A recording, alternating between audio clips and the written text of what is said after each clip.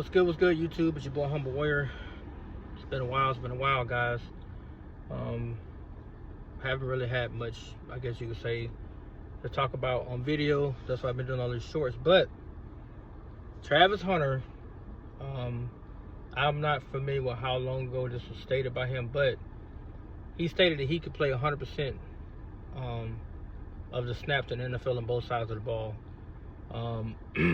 He was quoted in saying, if they give me a chance and opportunity, I can play both sides of the ball. And, he just wanted a chance. He never said he would make an impact. He just said he believed he can play both sides. Now, I just listened to, I was listening to Nightcap, and Shannon and Ocho chimed in on it. Shannon made a very good point. It's not about him playing both sides of the ball. It's his impact on his impact on both sides of the ball. Can he contribute that type of trajectory on either side of the ball? Me personally, he needs to stick to being a receiver, because at the next level, you can expose bad DBs, but on the flip side of that coin, receivers can expose you. If you're not that great of a DB, they're gonna get rid of you.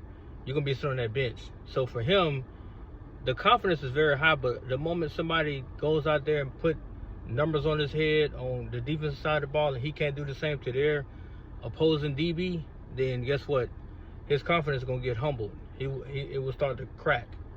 So for me personally, I want to see the young man play on offense. I got a feeling Cleveland gonna take him with the second overall pick, and they already got Newsome and Ward, and I forgot the other DBs now. But they got like 4 decent DBs. 3 of them are really, really good, so they don't really need him to play on the defensive side of the ball. Now, can he help a little bit? Sure.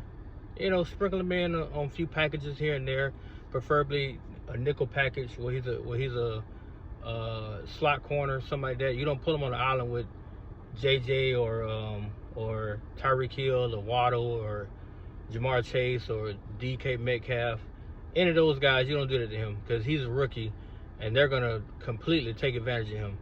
So you don't do that to him in his debut in the NFL. But he's gonna see why they say the next level is the next level. Now in college, to me in college, and I'm gonna be biased but fair, he was not the best player in college football. He was the best athlete in college football, but he left a lot that could be better with his game, meaning that a lot of his routes, he didn't run them great, but he made up for it with spectacular catches. On defense, he was out of position a lot, but he made up for it because he made plays on the ball, despite the receiver running certain routes and the quarterback not able to give him the ball at a certain time. So at the next level, that could be a touchdown you gave up. Because again, Tyreek and others, they're going to run very, very crisp routes. They're going to blow by you, or they can set you up to where you're spinning like a little top, and they didn't call a gigantic first down on you. I mean, the division you're about to go into, you got to deal with DK, Jamar Chase, T. Higgins. I guess if you want to throw, Baltimore, Zay Flowers, Mark Andrews, and others. You got to deal with some big time receivers, man. So the confidence is great, but we all know that the NFL spits out players, and it will expose what you cannot do, which means that he has to dedicate all of his time to those playbooks. I don't want to see him become overstimulated with so many play calls, because offensively and defensively, the packages are completely different. The meetings are completely different. You're not going to have the time you think you have devoted to offense one day, defense the next day. You missing stuff. You're missing important information from one meeting to the next. So if you spend all your time in the receiving room one day, the next day you're in the DB room, you're already a day behind. You're a day behind. So how can you possibly catch up with what they're talking about or what they're implementing to this week's game plan if you were not there the day before because you was in the receiving room? Make it make sense. Now, if the coach would want to put him in the best successful situation, you minimize his defensive playbook to this, like a couple pages. laminated, couple of little things he can run. Offensively, you give him the whole boatload. You make him become a superstar wide receiver because he has the potential. You could see it. His catch radius is amazing. Even though I think he's 6'1", 6'2". He's not that tall, but he makes up for it with the way he can convert his body to the ball and stay in bounds to make catches. So he can get better at route running and separation. His catch radius is amazing. So it's going to help him at the next level against DBs. But to say that, because people are eating this up now. I've seen people go on their podcast talking about, oh, he's going to do great. He's going to dominate. You don't know what he's going to do. Because he's the second over. He's going to start offensively anyway. But if you put him out there on defense, don't you think opposing teams are going to go after him? And God forbid, if you play week 1, let's say the Browns play the Chargers. Justin Herbert's going to torture this kid. Josh Allen will torture this kid. Mahomes, Joe Burrow, hell, for that matter, fucking Tua. I can't say Jalen Hurts because he's not an accurate passer. But the guys that can put the ball in the money, they're going to torture this kid. He's gonna find himself in a situation where every team is picking on him. Now he may want that challenge, but realistically, if you're not making plays right away, it's gonna start to get upstairs the way you're like, well, damn, I don't know if I can hang with these guys, man. You know, every time I turn around, I'm not able to make a play, or I'm late, or I take the wrong step, and next thing you know, he's in the end zone and he's celebrating, and I'm on the sideline with the notepad in my hand or with the tablet in my hand, trying to get an explanation from a DB coach as to why I was out of position, as to why I gave up this angle instead of that angle, as to why I was on his outside shoulder versus being on the inside shoulder to prevent that quick pass or that fade route. So it's like he's going to have to answer a lot of questions, especially on a weekly basis, if he goes out there and gets torched, because they're going to come right to him. He'll be the second overall pick. They expected him to immediately contribute because they bypassed on Abdul Carter to get him. I think Cleveland should get Abdul Carter because unlike Travis Hunter, who will bring unwarranted attention to your team, Abdul Carter strictly there to play on the edge. He would be Myles Garrett running mate to the quarterback. Now, if Cleveland want to be smart, you go get Abdul Carter because he's going to amplify that defense. Myles Garrett is already an atomic bomb. You put a tsunami on the other side of an atomic bomb, you have what we call what do they call it? A category 5, where everything gets obliterated. Because now you have a dude that's super fast on the edge, and you have a crafty, defensive player of the year, blah blah blah, highly esteemed defensive player in Myles Garrett. So now, opposing offense, they got to figure out how to slow y'all down. And now you got Denzel Ward, Newsome, and others. They're going to be having a field day. Because now it could be turnover city in Cleveland. But if you get Travis Hunter, you only got Myles Garrett up front. You're not doing a lot of damage pass rushing. So now you're going to ask that kid, who's the second overall pick, to hold his own against possibly a second, maybe even a third string wide receiver, that if he gets out of position and they catch the ball and they embarrass him, then, hey, you finna get your ass chewed out by your DB coach. And you're the second overall pick. Now, you're not starting over Newsome or Ward. I keep forgetting that other DB. Please, in the comment section, please tell me who the other DB is opposite of Denzel Ward, because it's not Newsome. It might be Newsome. I think I'm right. I think it's Newsome and Ward. But you're not starting on neither one of those two. So at that point, what do you really say? Like, and I respect Travis' game, I really do. But to play two-way in the league is not bright. Not to mention if he gets hurt, like Shannon said, if he goes down, you're missing two players in one. Your receiver's gone, your DB gone. Then what? It'll be whoever drafts him, if it's Cleveland or if it's the Giants, make him play just one side of the ball. You tell him you will only be used in emergency purposes defensively. We need your offense. We need to be able to put points up on the board.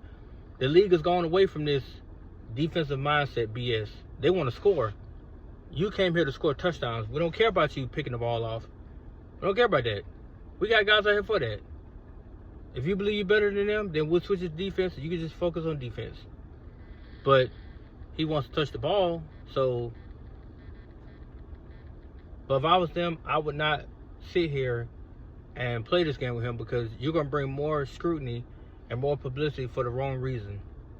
Now, if he comes out there and you guys have a winning record and you're doing great, you know, that's one thing. But if you come out the gate flat and you're already losing games and then he's not really producing, and on top of that, you got people like Nightcap and others that are going to be literally having a magnifying glass on that city the moment Travis Hunter touchdown. Like, imagine if he gets drafted by the Browns. The Browns automatically will have a magnet on their damn back, or a flashlight or magnifying glass on that team based on Travis Hunter being drafted there. Same for the Giants. He goes to New York Giants. Automatically, they're going to be, what would Travis, how many touches can he get? What can he do in defense? How would they implement him this? How would he do this? How would he get the ball in his hands? A lot of those questions are going to be asked the moment they call his name on draft day, which is in 2 weeks. But you don't need that type of attention if you make it clear, look, you only need it on one side. To throw you on the other side would make no sense. We could sprinkle you in, but we're not going to flirt with that right now. We need you to strictly focus on being a receiver. To say he can't do it is not fair, but realistically, and we live in reality, he cannot do it, because you're talking about him going against the best of the best, week in, week out. And again, this is 17 games you're talking about. His body will give out after a while. He will get injured in some form, because you're talking about series after series, play after play, quarter after quarter. And God forbid if you go to overtime. Like, I wish people would get out this fantasy world with him. Yes, what he did in college was unbelievable, but he was an athlete. When you step to the next level, you will earn your craft and keeps at one position on one side of the ball. They stopped that, two-way stuff back in the 50s and 60s, like Shannon said.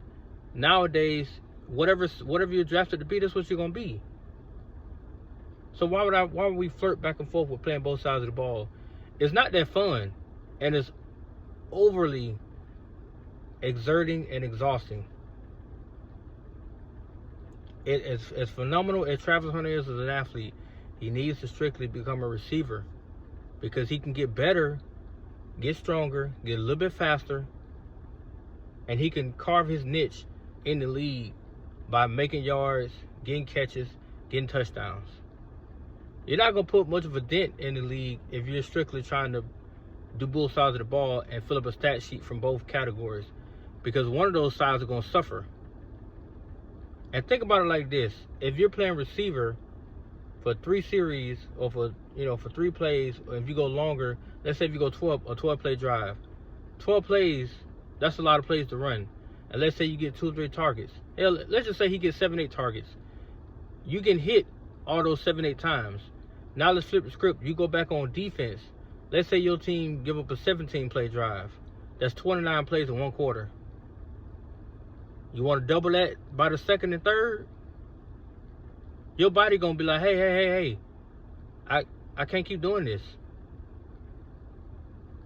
And not to mention, the moment they figure that you're tired, because you're going to show signs of fatigue, they're coming after your side now. So now you got to fight and scratch and hold and claw and get penalized for dumb stuff, because your body's giving out on you. Your mind may say, I can keep on doing this. But your body going to say, no, player, hey, I prefer to be a receiver. At least you can go over there and take a break, take your helmet off, decompress. And God forbid if you go into cities that have humidity issues, Arizona, Miami, places like that, Atlanta, even though they're in a dome, they still deal with some form of humidity. You're gonna get tired. You're gonna burn out. Tampa Bay is another one of those places. So it's like, I can't feed into this, man. But let me know what you guys think. You know what I'm saying? How do you feel about it? Do you really believe Travis Hunter can play both sides and be effective on both sides? Not just being a receiver, not just being a DP, on both sides of the football. Can he be effective? Can he move the needle for the Cleveland Browns or the New York Giants if they draft him as a two-way player? Let me know what you guys think in the comment. But like, comment, subscribe. I'll be pushing this video out to Twitter as well to hopefully get my numbers up. And see you guys on the flip side, man. Peace.